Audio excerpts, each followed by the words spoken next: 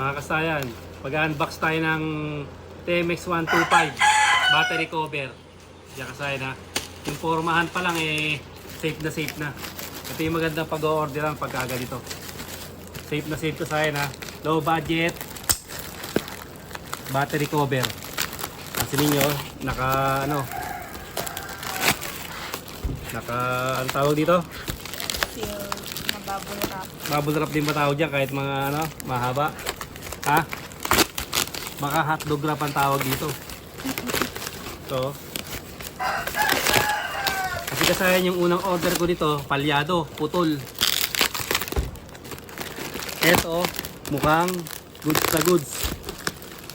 At murang-mura lang. Nandito, tingnan mo yung ating pinag-orderan. Baka luma na o sira na yung inyong cover ng TMX125. Ayan, safe na safe. Sa tingin ko okay to, buo to. Tapos naka-plastic pa. Walang price pa. Walang price. Okay.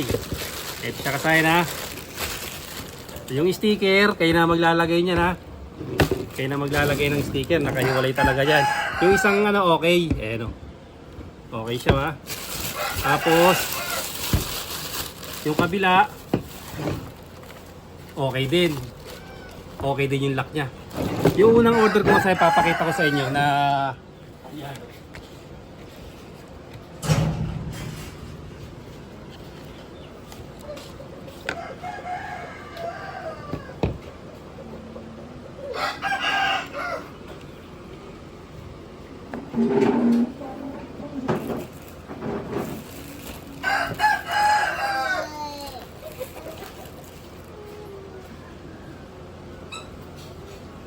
Ito yung order ko sa kasayan, yung unang order ko. Okay naman siya, pero ang diferensya niya ay ito, putol. Pag deliver sa akin, putol to. Ito, nakita niyo makapal yung niya, yung wrap niya. Kaya talagang hindi siya masisira. Kasi maganda yung ginamit na pang bubble wrap. Ito siya ha. Tapos, ganito yung gagawin nyo. Kung sakaling hindi kumasya, luluwagan nyo lang to. Yan. Kasi siyempre replacement ha, para kumasya siya. Yung ganito, pag di kumasya, initin nyo lang, luwagan nyo. Bali ito, okay na okay kasayan ha.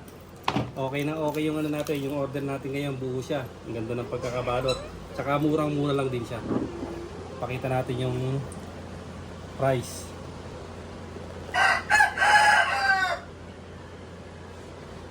Para pag-order kayo, dyan na rin kayo. Kasi okay naman yung nila. Wala tayong stock ha. Pero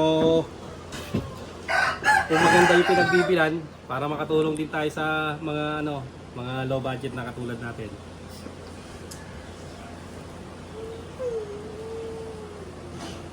Kasayan ha. Ito yung presyo niya kasayan Yan. Magkano yung presyo natin? 149. Tapos ito yung store natin. Yung siya kasayan na murang-mura lang, 149 lang. Yun lang kasayan yung maiksing video natin. Dahil matagal tayo hindi nakapag-upload. Susunod, magbibideo na ulit tayo tungkol sa regulator CDI. Hanggang dito na lang mga kasayan. Salamat sa panonood.